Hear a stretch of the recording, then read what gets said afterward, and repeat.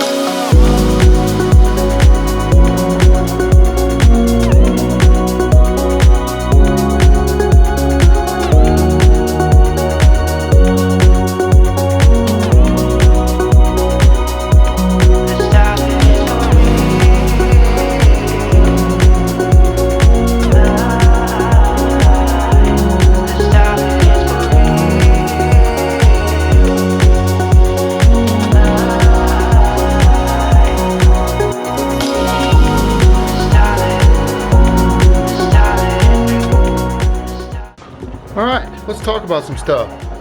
Let's get this thing in the air and let's talk about some camber. Let's talk about some fenders. All right, you guys, I got the car jacked up and I got a wheel off. And the first thing I want to talk about and tackle is the front camber, which is this lower control arm, as a lot of people know. I have roughly negative 11 degrees camber, for those wondering, and that is due to a 1.5 inch block. That's what this is. It was cut in half. Cut this whole control arm off and added a 1.5 inch block, welded it all the way around, and that's what gives me roughly 11 degrees camber aired out. Now, when you do that, your tie rods for a stock 99 to 04 Mustang, any model, is gonna be too short. So to account for that, I just looked at my thread pitch, found an outer tie rod that was the same thread pitch, but just a little longer. And this one actually happened to be an early model's Cadillac tie rod. We went from 4.5 inches to 6.5 inches, added 2 inches of tie rod outer tie rod. Had plenty of room inside to thread onto the inner tie rod without being dangerous. So that is something you're gonna have to take note of. You might wanna get a bump steer kit. I don't know for certain if those work because I have not bought one and I haven't tried. So far I've just been running this Cadillac outer. Other than that, I also have on the inside of here a camber bolt. This is a camber bolt that I have maxed out. That adds maybe 1 or 2 degrees camber, so that helps with the 11 degrees. And then if you come up top on my strut towers, I slotted each one of these, all 3 of these, I slotted each one of those down maybe 1/8 of an inch, not even 1/4 of an inch. So just under 1/4 of an inch. And then with airbags, Airlift's performance struts have this big circle thing here. So I had to cut out the circle for the strut towers out a little bit. Just open the radius a bit. Just pushed it as far this way as I could, gaining maybe another 2 degrees, maybe 1 or 2 degrees out of it. And that's what gave me 11 degrees. With doing that on bags, the way that the whole assembly is mounted is to the strut. So when you're aired up, it actually levels out to about, I think last time I measured was roughly like 5 degrees of camber. So when you're driving, you're not actually rubbing on just camber wear. When you air out, you're all the way down at roughly -11, -12, somewhere in there, depending on how much you slot the tops and how exactly perfect you get your camber bolts. But that 1.5 inches will give you the majority of that. And if you're on springs or any type of coilover setup, that'll stay consistent no matter what. That's not something you have to worry about. But a big note that I want to make sure that most people are aware of before you go extending the lowers and or pushing the strut tower inward is clearance. So with these cars, and I'll show you. So with these cars up in this pocket, up in this whole pocket up here, you'll run out of room if you push that upside too far inward. And if you're running bags, that could potentially rub into your bag and cause it to blow and cause a lot of problems if you're driving, or really be an inconvenience if you had it parked and you can't get it off the ground. So that's something to definitely take note of. Beat that out up there for more clearance, or you'll have to just keep kicking out from the bottom. I'm not sure how much these struts will take up on these mount points when you're bending them outward. As far as I know, 1.5 inches extended on the lowers is, as far as I've found, that's pretty much pushing it. I'm sure you could go more. I'm sure you can modify some more stuff, but as far as my experience goes with it, that's what I've done. And 1.5 inches gave me roughly 11 degrees with my camber bolt and with less than 1/4 of an inch drilled out of the strut tower mounting points. So that's how I got the camber. That's how I accounted for it with the tie rod. That's how I account for it with the clearance. And when it comes to fender rolling, fender rolling gave me a headache, man. I tore this fender up.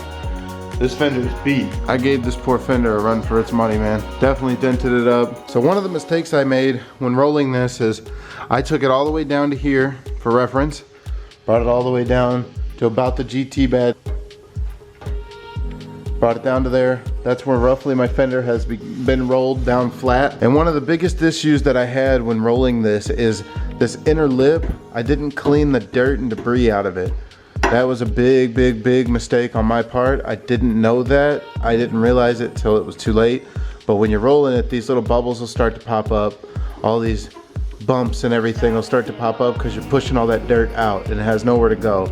So if you're gonna roll it without shaving the inside, 100% take like a paintbrush or something and clean out that inside real good. This way, none of this bubbling happens and none of this little dots and all this, you prevent all that from happening.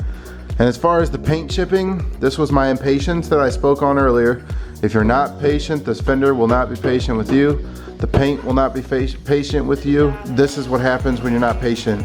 I didn't use a heat gun. I didn't properly heat up the paint when I was doing this, and I was really aggressive when rolling this fender. All you gotta do, man, is just be consistent with your heat gun. Slow and consistent. And you keep this paint heated up and it'll be very forgiving for you. And then you roll with it while you're doing that periodically and just slowly do sections at a time. I mean, worry about maybe 2 to 3 inches at a time as you do it. And throughout it, you'll make sure that you get a really crisp, clean fender line.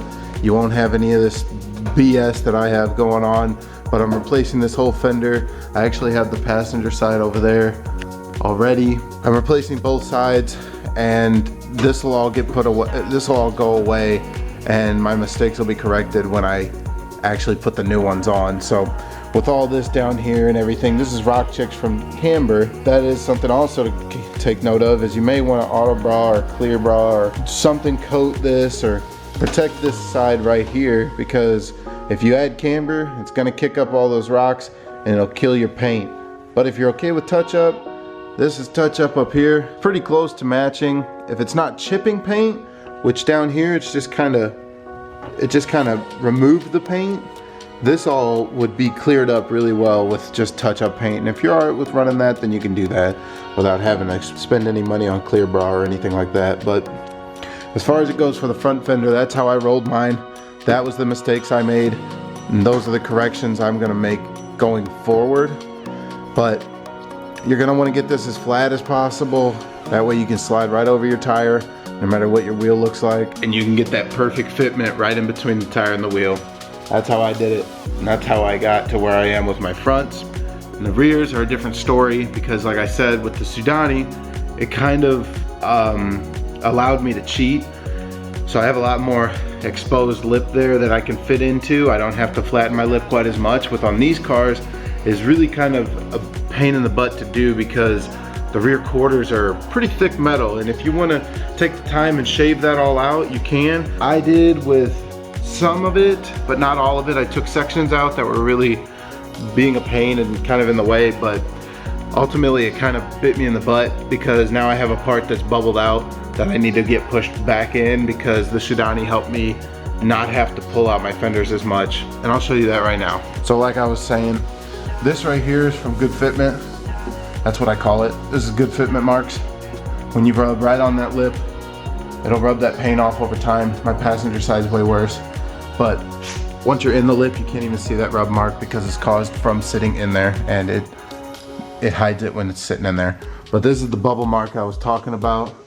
It's kind of hard to see, but it's right here. There's a bubble mark right there that could be pushed back in flush with the fender, because I rolled this out and it pulled it out a little too far. I didn't need to do this, but from all the way down here to all the way right there is where I shaved out my inner lip, and then I rolled the rest of it flat. And again, I took notes from the front and cleaned out that inner lip before I rolled it, because if you don't, again, that bubbling will occur, which I don't have it back here, thank goodness, but I do have this pushed out part from being on the tire previously. With the too big of a tire ran on the back, this can be pushed back in, and all this would be cleaned up really nicely. You can tell it's a much better looking fender, not as bacony. The paint's not as good, because like I said, when you air out, you sit right in that inner lip, and it rubs up and down, up and down, up and down, up and down, and takes a lot of that paint off. Once you're aired out, you never see that, and it looks really clean, looks good. So with rolling your fenders, that's what you got to do to the rears of these cars. And the same thing can be applied when you have a solid rear axle. You don't have to apply these things to just an IRS with camber. You can do that with a no cambered rear tire.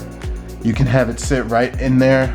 This will all work the same, as close as you can get it. I know most Mustang owners know the problem of it being about a finger's width away from it when you're as low as possible. Even when you're a finger width away, you still want to clear this tire, and all these things help with that, help you get to that goal. That's my advice.